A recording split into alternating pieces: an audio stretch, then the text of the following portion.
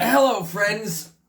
My name is Liam Small, and let's just dive right into this. This is gonna be episode one of a 3 dozen part series, where I, someone who knows nothing about the history of Newfoundland, reads and abridges a history of Newfoundland by D.W. Prowse, 20 pages at a time, every day until we're allowed to go back into the bars. So. I spent a bunch of time today trying to figure out how I was going to approach this or do this. I don't know. It's a dense book. There's a lot of dates. There's a lot of names. A lot of stuff that I don't know. I don't know if it's important or not. You know what I mean? Like if it's gonna be a plot point later. I don't know. Also worth noting, which is really cool. The author. D.W. Prowse, he seems to interject himself a lot into the book, so it's like he just kind of starts throwing shade at some stuff. It was just within the first 20 pages or so that should be fun. So I don't know, I guess without any more delay or something, I'm just gonna pour myself up a nice proper Newfoundland beverage here. I hope everybody is staying healthy, staying sane, doing your friggin' exercises or your Mary Kondo throwing out all your stuff or whatever it is. But let's get at it now. It's time to learn some history. So the book starts with it. Oh, by the way, here's a picture of the guy. He looks like the captain for fish sticks, highliner from fish sticks or whatever. Anyway. Prowse lived from 1834 to 1914. Pretty good run here in Newfoundland in those days. There's a foreword here, and there is a prefatory note, and that's all right before the introduction. So we're just gonna skip over all of that because listen. It's hard enough to get through 20 pages of this a day, as it is. I've been out of school for way too many years. This is dense footnotes and anyway, I'll get right down to it. Okay, so basically, the history of Newfoundland starts, chapter 1, the pre-Columbian discovery of America. Now, a lot of people are pretty familiar with some of these stories. There's the Vikings and there's Columbus and all that crowd, right? So, the first words in the first sentence is, the history of America is a modern history. Fair enough. Authentic annals of the New World cover only 4 centuries. This is commenced by the discovery of the New World by Christopher Columbus in 1492. That's all well and good. And there's kind of a cool line. And this guy writes. I mean, I suppose books were the entertainment back then. So again, written in 1895. So there's just the way he writes and gets into stuff just says here, nearly every European country had some such obscure tradition of tales of people going over the sea and stuff. The Spanish Basques, the Bretons, the Italians with their story of the brothers Zeno, the Irish St. Brendan, the trip across the Atlantic of a Welsh prince in a ship of glass with an able crew of 12 harpers. All these stories are interesting and romantic, some perhaps even authentic. So there's a lot of, at present, however, they lie outside the sober domain of history, in the dim regions of myth and fable. So they're just saying there's lots of crazy stories about people seafaring, stuff like that. I don't know how I'm going to keep this to any less than 15 minutes. I'm already rambling so much. I'm on page 1. It's cool. It's also cool that they call the Icelandic people, they call them Northmen. So there's lots of references to Northmen versus Icelanders or the Vikings. But they call them the Northmen, not Norsemen or anything. Icelanders. So they're basically establishing that it's pretty well known that the Icelandic people, or the Vikings in Iceland, were the first people to discover the New World. Most minute particulars about these are given in the saga of Eric the Red. Cool guy. But it says about 100 places have been scattered around Greenland, and this is all referenced in what's called the sagas. I need a saga. What's a saga? Songs for the deaf. So it just says 4 miles. It's around 1133. These sort of things have come up. It's the first kind of mentions of New World from their side of things, right? Because we all know that they kind of got here first. Then there's some stuff here. There's some stuff about the Pope. basically acknowledging. He sends like in 1448 the Pope, who is Nicholas V, Pope Nicholas V in 1448 sent a couple of bishops up to Iceland, basically creating an acknowledgement from like the Rome and the church and stuff that, okay, this is sort of happening. And he mentions, Greenland to the bishops, and this is sort of where we talk about the first discovery of Vinland by the Icelandic people. Just says here, beyond stating these brief facts, it does not concern, I love this line, on page 2, it just says, beyond stating these brief facts about the history of the Icelandic people, the Vikings and stuff, it does not concern our history further to dwell upon the pre-Columbian voyages. In America, the colonization of the Icelanders entirely disappeared. Just she gone. It says here, quote, like the baseless fabric of a vision left not a rack behind. Their transitionary occupation left no result or influence on the New World, of which they were the first settlers. So that's pretty cool. We're just like, hey, we went over there. Forget about it. Like, literally, they're just like, at this point, just like for, fucking the next like 300 years, they're just like, oh yeah, that stuff over there, Just no mention of it. Sociable. So that's cool. So the first 3 pages we've just read. So just forget everything that I've said up until this point. It's nice. It's a good way to start. Again, there's some cool old-timey maps you can kind of see right here. It's just blobs. It's just kind of squiggly lines with stuff on it. I don't know who was making the maps back then, but I don't know, smarter men than me. Okay, and that's chapter 1. So chapter 1 is just like, hey, Vikings, forget about it. All right, so chapter 2 is called The Reign of Henry VII, which is from 1485 to 1509. So, I mean, literally just rocket 350, 400 years in the future. We just got...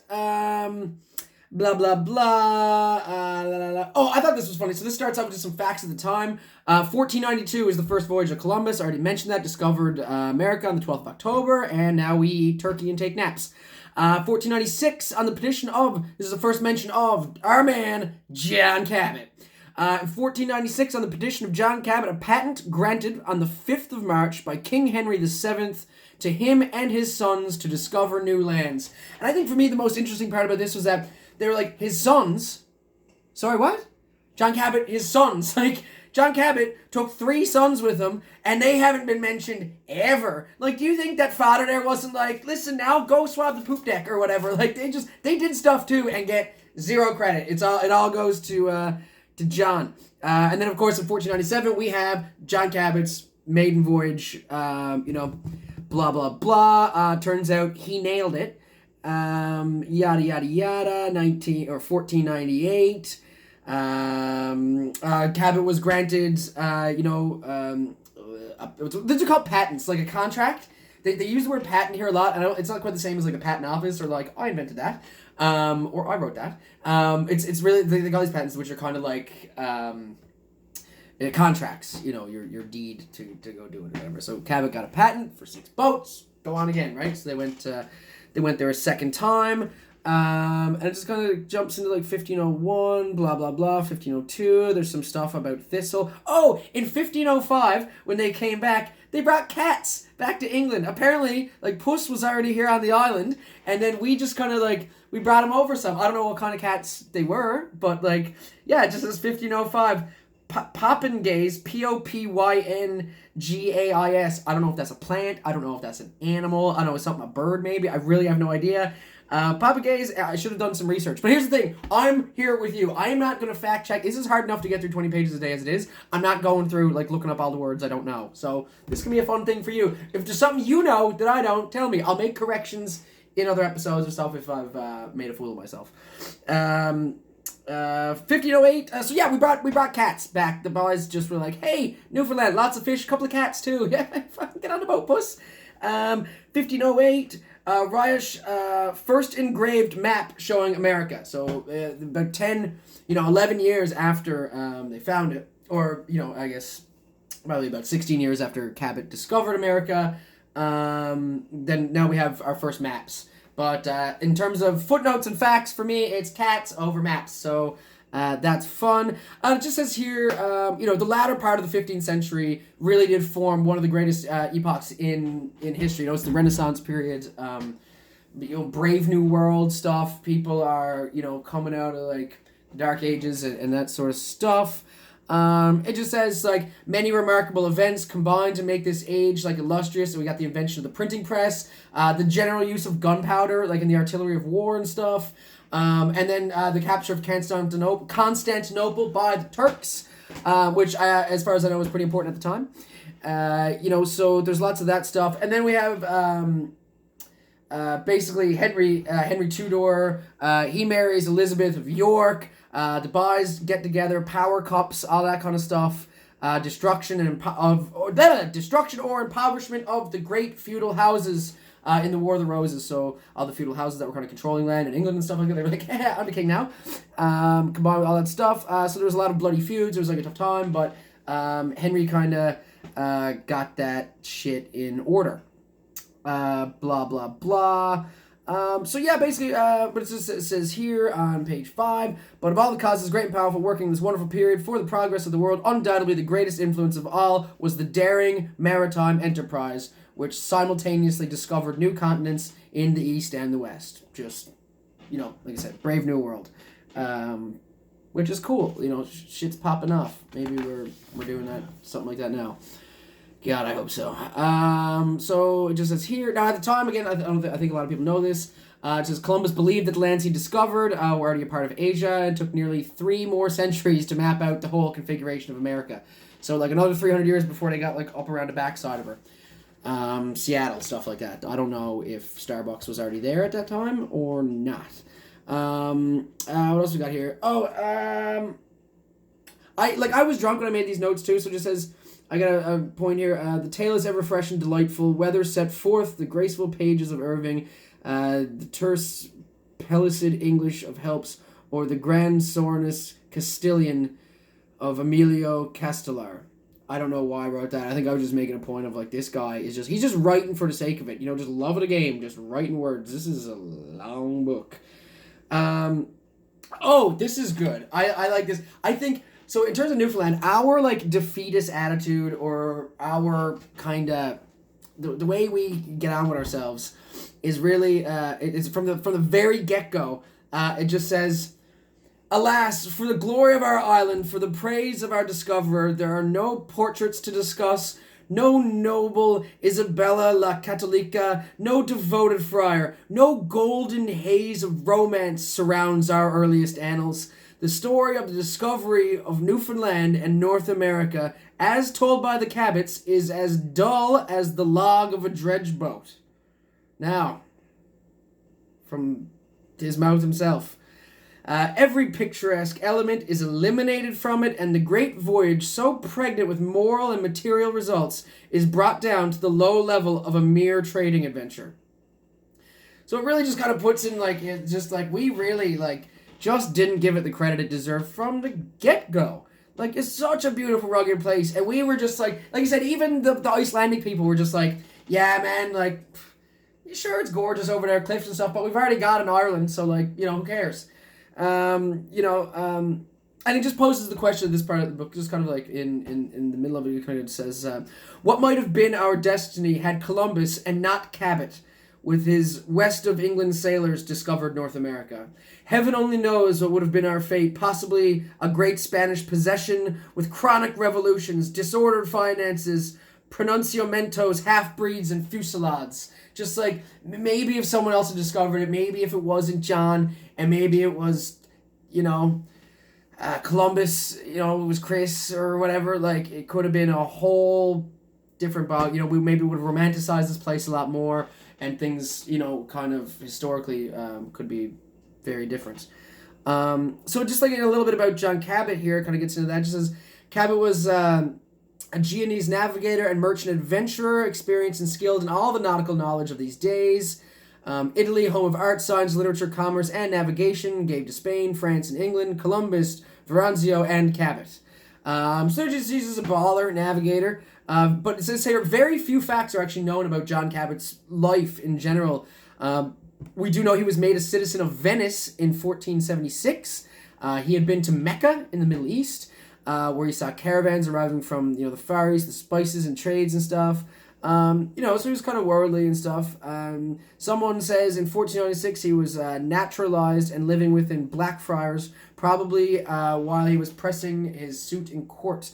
It just says here, there's an important colony of Italian merchants and moneylenders in London during this reign who may have helped the explorer with the king. So through Italy, he gets connected with England that way, back in, he said the 1480s. What that crazy time.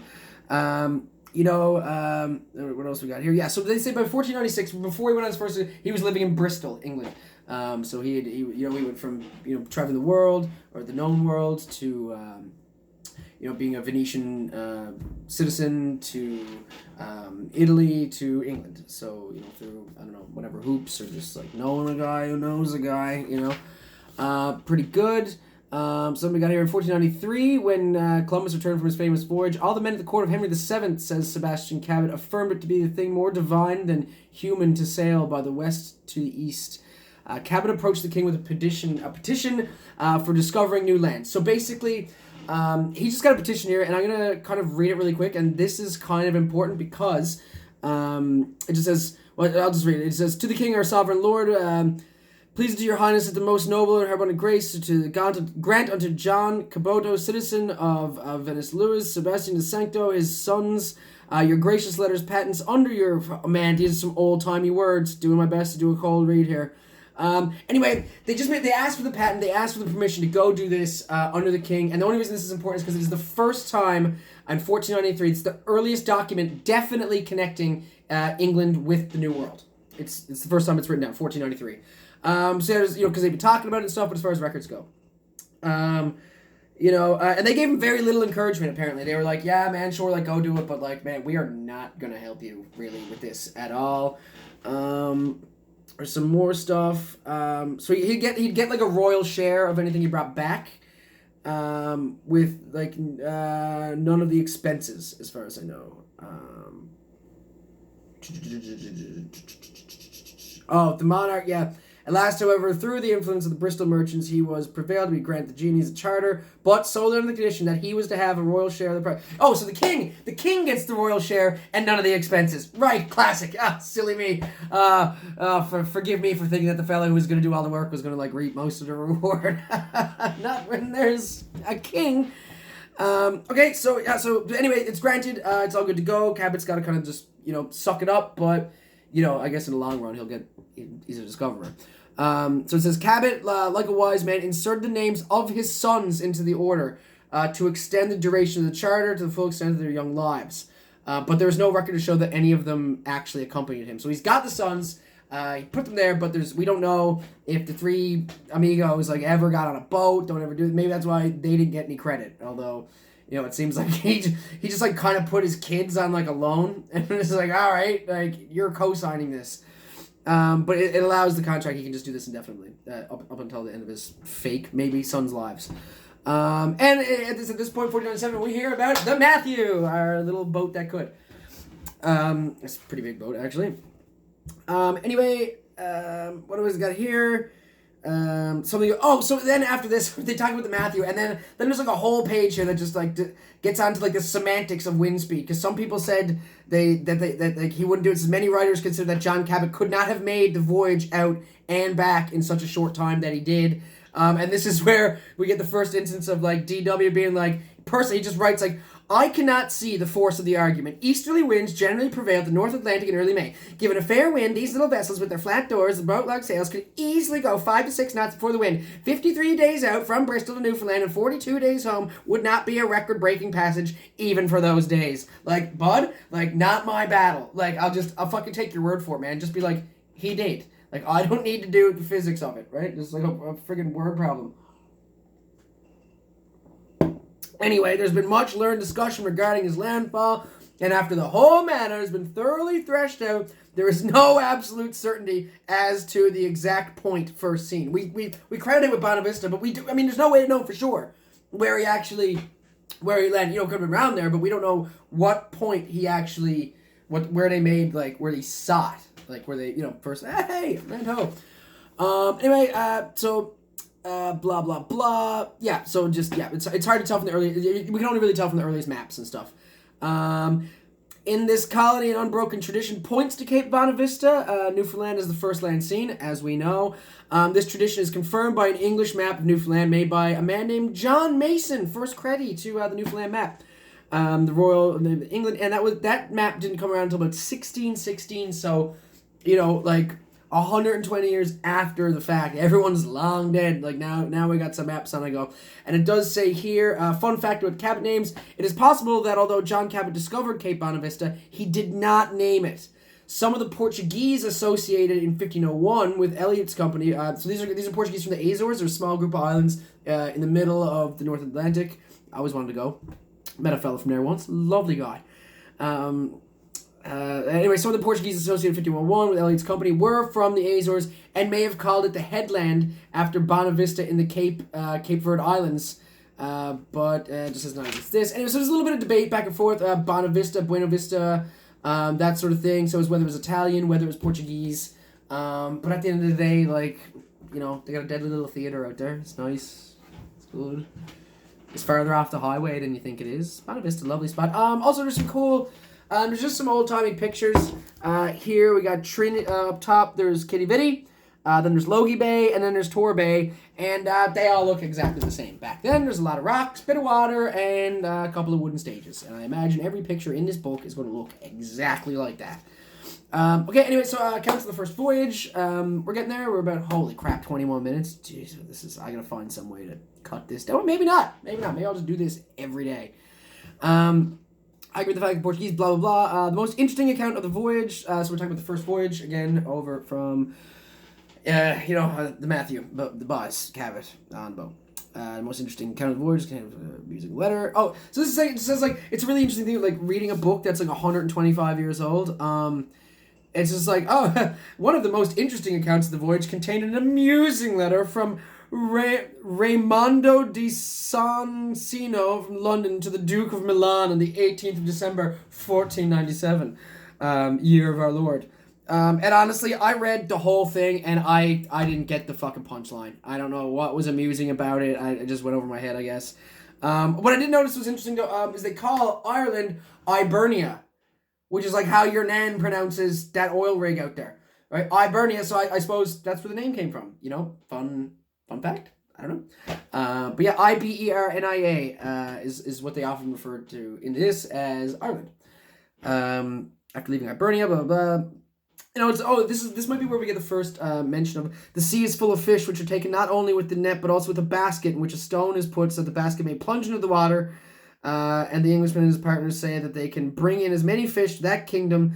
They'll bring in so many fish that the kingdom will have no more business with the islands, meaning Iceland. And that from this country there will be a very great trade in the fish that they call stockfish. Hilarious, amusing anecdote. Basically, they were like, put the basket in the water, piles of fish on the go. Don't need to worry about the Vikings anymore because holy shit, look what we found over here. Pretty much. And they sent over a couple bishops or something like that. I don't know what the deal was. The king, he wasn't, I don't know, he just wasn't that stoked. Like, he was given small pay. He was just being a king. Like, they're kind of like dicks to the working class. You know what? Well, we haven't figured that one out yet. Welcome to the Socialist Podcast. Anyway, so at this point, in 1498, like basically the next year, Cavett wants to go back. He gets his patent, and basically the king, they give him a patent that'll say, hey, you can take 6 ships on the same terms as like the last one. You use the Royal Navy. You still got to pay for them yourself. And even the noble pension of like 2 so he was getting like a little pension, he was on like salary. Even part of his salary was to be taken out of the revenue of Bristol, not from the king's own ample means. So any expenses, ships, stuff, king's like, you can take them, but I'm not gassing them up. I'm not don't talk to me about torn sails. Like, it's on you. All your expenses, like, bring back what you can, and I'm taking a lion's share of the profits. Cool. So that happens. He still has to pay. So the next year, 1498, John Cavett, Second Voyage. Which is cool, mindful, men's qualities of fish, a bit about the island, blah, blah, blah. And this is kind of point. So after 1498, in 1500, So literally like 520 years ago, is when the Spanish get wind of it, right? And they're like, okay. So yeah, it's just to mention that so now, more people are coming into it. The Portuguese are kind of like next. Spanish are there. The Italians, of course, I already know. All that sort of stuff. I mean, in reality, the Italians have kind of known since they first sent bishops up to Iceland in like the 1100s or whatever. Pardon me. Oh, beer. So they've known for a while, but now they're kind of looking at it as like an actual viable thing, not just some godforsaken rock in the middle of the North Atlantic. This is interesting though. So it says the pension and warrant are the last. So the pension, his thing to go over the second time when they write it out. In 1490, just the year after he discovers Newfoundland, it says the pension and warrant are the last records of the famous explorer John Cavett. Like, what the fuck? It says he utterly disappears from history about this period. Whether he died or left England, we actually don't know. We don't know. He discovered a new continent, and no one knows where his grave is. Think about that for a second. Like, John Cavett just fucking ghosts after this. We don't know anything about him. Like I said, we don't know if he's shipwrecked, if he just up and gone, which is kind of shitty when you think about it, right? Like, you think, man, what a deadly place to like sit and have a pint, fucking John Cavett. Like, thanks, man. How were your kids? So that's cool. It says in March 1501, John Cavett's patent seems to have been cancelled. The patent that was supposed to last the length of his son's life, but yeah, so it was just cancelled. So I guess he died or fucked off or something, right? Be interesting to know what happened to him, I think. What do you think? What do you think happened to John Cavett, if you're still in here at 26 minutes and 40 seconds? I'm getting there. There's not much left. So it's just interesting. Cavett just, like, gone, and we didn't know much about him before. He was pretty active in the late 1400s and then just, like, in thin air. So that's kind of cool. There's some other, they're just talking about maps and stuff. Just a note here, the new charter of things that were given to, so after Cavett's patent was finished, they did up a new one allowing like 3 Portuguese sailors and a couple other like Italian fellows or English guys to go over. So business continues on, but now it's split up between more people than just Cavett and his sons, which is kind of cool. It says there's a special reservation in that for the favor of the King of Portugal, whose subjects we shall find later on were the most friendly and liberal to Gilbert. I don't know, like, so there's a lot of characters, and this is going to be like, big cast. Long set of credits on this one. Sorry, I shouldn't tap the book. It look like an earthquake.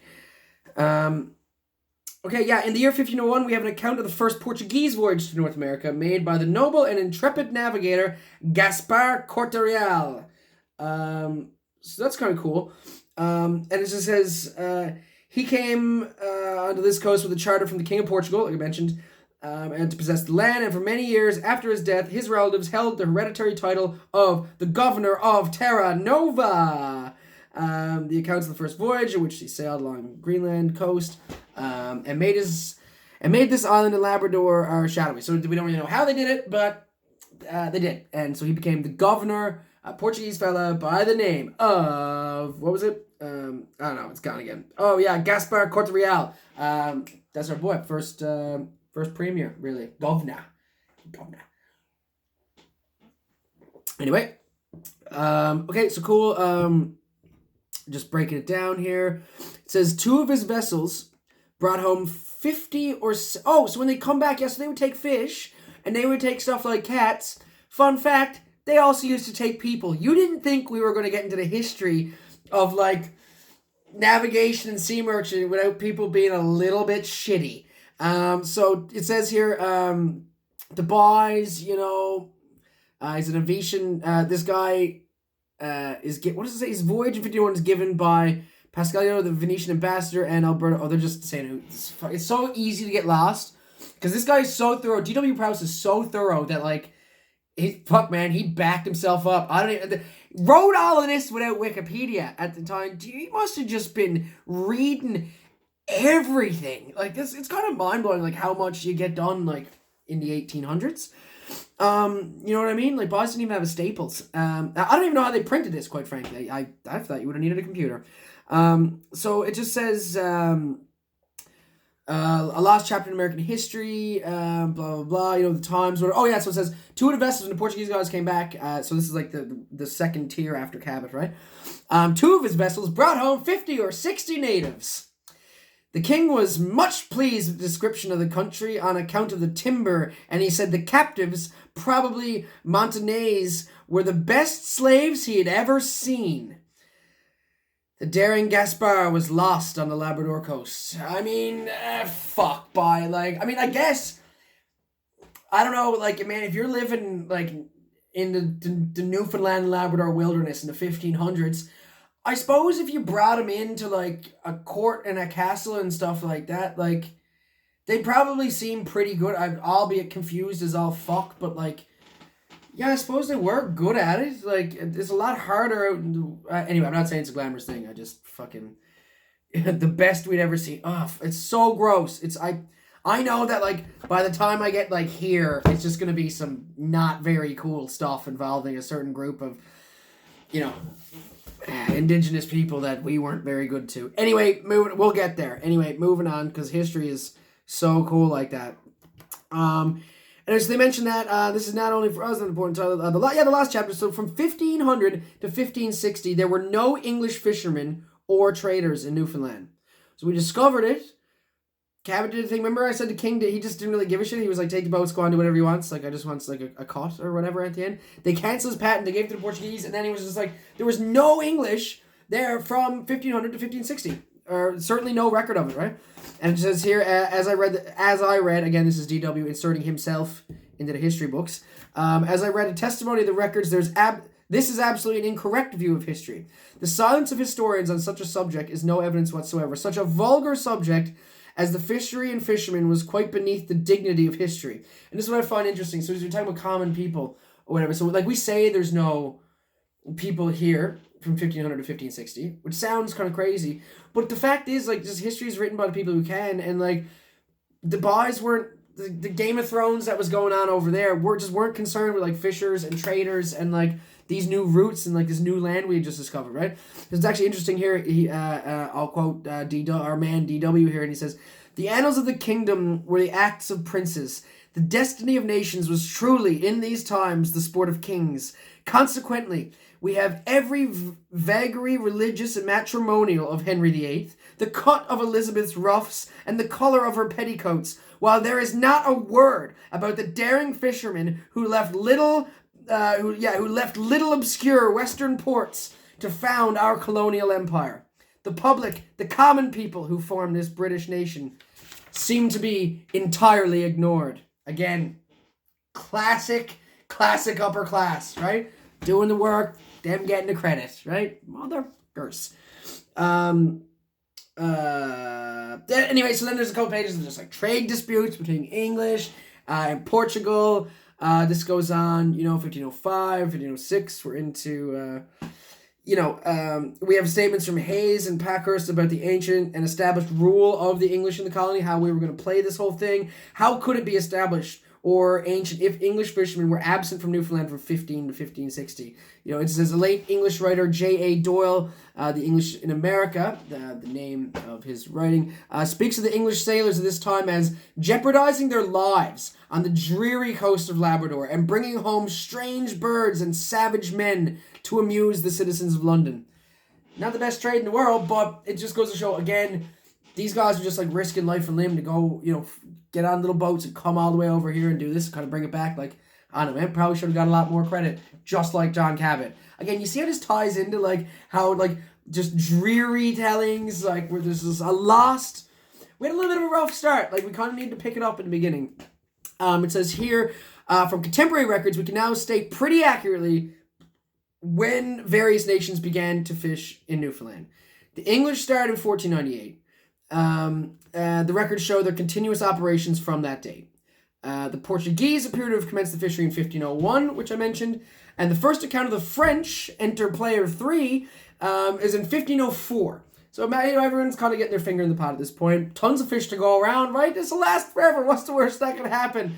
Flash forward to 1992 with John Crosby. I didn't take the goddamn fish out of the goddamn water. Right, you can thank these guys for that. So, blah, blah, blah, blah, blah. Moving on down. We got here, as we've seen, the first achievements, blah, blah, blah, blah. The cod fishery, pursued by the Englishmen, first in Iceland, and afterwards on a larger scale in Newfoundland, made Englishmen sailors and Britain a great maritime power. You're welcome, Britain. So, okay, on the last couple pages here, I just want to make a point here. It says, I got a little note here that says checkpoint. Let's see what that's all about. The time of discovery of Newfoundland was a fortunate period for England. Henry's love of money kept him from war, and under his peaceful reign, Britain began, as it were, to grit up her loins for the great onward race that was to commence in the succeeding reigns. In order to understand the importance of the discovery of the New World to England, we must first try to realize the contemporary history of the mother country. Now, I am not going to get into the contemporary history of England. Not doing it. There's not enough time, books, or BlackHorse in the world for me to get into that. But basically, it just is, at this distance of time, it is difficult to picture ourselves how small and unimportant England was at that time. She had a comparatively small foreign trade, principally in wool, which is kind of funny if you think about it. To encourage this manufacture, it was made law that everyone dying should be buried in wool. We weren't using caskets, no, we're just going at the wool. Wrap him up in a sweater and huck him in the bog, my son. So again, England wasn't crushing it, really, at this time. Blah, blah, blah. There were some rogue traders, kind of privateering type stuff. A bit of that going on. It's just a note. It says, it is a strange feature in these turbulent times amidst wars and rumors of wars to find fishermen sailing unnoticed from little harbours in northern Spain, Portugal, France, and the west of England, spring after spring after spring, daring the dangers of the western seas, the fogs, and the thick-ribbed ice, and worst of all, the erring captains, as old Whitburn called the rovers pirates and sanguinary sea robbers of that wonderful age, to gather a harvest in the Newfoundland. So while all this stuff was going, a few of the boys were just like, yeah, but I'm gonna go get that fish money. Right? So that's kind of going on. So they talk about the French Portuguese, some fish in the banks, places we know now, Portugal Cove, French, stuff like this, right? We got a whole French peninsula, Peninsula Port-au-Port, just on the west coast there. From the harbor, they spread themselves out, north, south, to carry on the shore fishery, each nationality going together in small companies of 4 or 6 ships, and all kind of coming back to St. John's as a rendezvous, to get their stuff together, swap over, whatever. So St. John's, our harbor became the port, I suppose, last place going off. Nice and well defended, good spot to trade what you got for what I got. And on the last page here, just a note, it says blah, blah, blah. Man, there's a lot of footnotes, which is nice because it keeps the page count down. Like the bottom half of the page is all footnotes that I'm not going to read. That's like half a page done right there.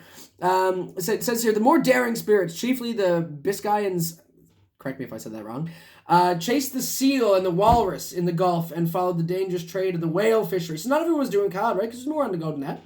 So the whale trade, seals, walruses, that stuff. The headquarters of the latter, the whale trade, was in Ramia, the Ramia Islands. The then present they were called the Magdalen Islands at the time. The Straits of Belle Isle and the northeast portion of the Gulf of St. Lawrence, which is kind of cool to know. Another point here, it says, the cheap and generous wines of Europe would then be freely circulated, and somber woods of the little port be enlivened perchance by the chanson of the French or the rattling of the castanets and lively airs on the Spanish guitar.